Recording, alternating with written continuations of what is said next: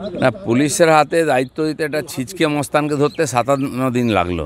তাহলে যারা বড় বড় ঘুরে বেড়াচ্ছে রাঘব বোয়াল, তাদেরকে পুলিশ তো কোনোদিন ধরবে না।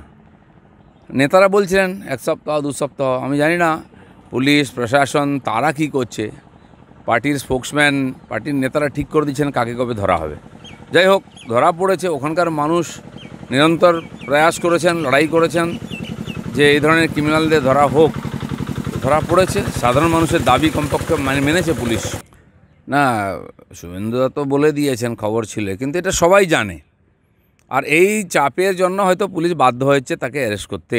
চারদিক থেকে চাপ, আর সর্বভারতীয় চাপ, সারা দেশ জুড়ে ন্যাশনাল চ্যানেলে নিয়ে ডিবেট হচ্ছে আলাদা। পশ্চিমবঙ্গ, সন্দেশখালী, শাহজাহান আর মমতা ব্যানার্জি, এটা হচ্ছে আজকাল ইকুয়েশন এখানকার। সেই জন্য সবাই জানতাম আমরা ওখানেই আছে, পুলিশ ইচ্ছা করে ধরছে না। কোর্টের কানমূলা খেয়ে এখন বাধ্য হয়েছে ধরতে। পুলিশকেই তো ধরতে হবে, ইডি ওখানে কী করবে গিয়ে? জঙ্গলে কাউকে যেতেই দিচ্ছে না। আর ইডির লোকেদের পক্ষে ওখানে গিয়ে পৌঁছে কিছু করা মুশকিল আছে। আমরাও বলছিলাম এটা পুলিশের হাতে ছিল, পুলিশই ধরেছে। না, আমরা তো প্রথম থেকেই বলছিলাম যে সবাই জানে শাহজাহান কোথায় আছে, পুলিশ চাইলেই ধরতে পারে। টিএমসি যখন চাইবে তখন হবে। আমার মনে হয় তারা বাধ্য হয়েছেন এখন তাকে ধরতে, তাই ধরা পড়েছে। এটা যদি আগে হতো তাহলে হয়তো বিষয়টা এত বাড়তো না। সেটা তো ওখানকার লোকেরা ঠিক করবেন। যাদের জমি বাড়ি নিয়ে নিচ্ছে সেটা তো ফেরত চাই।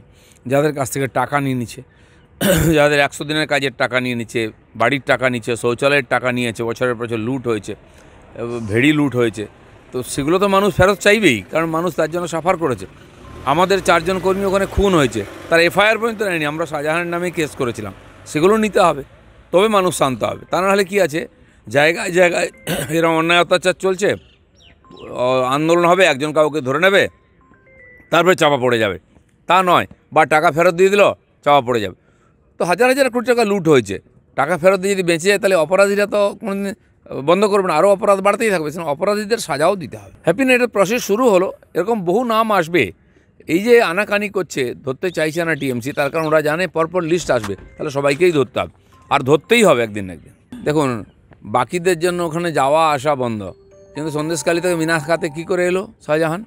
তো পুলিশের সমস্ত জানা ছিল, আর পুলিশ না জানলে আসতেও পারে না, পুলিশ ধরতেও পারে না।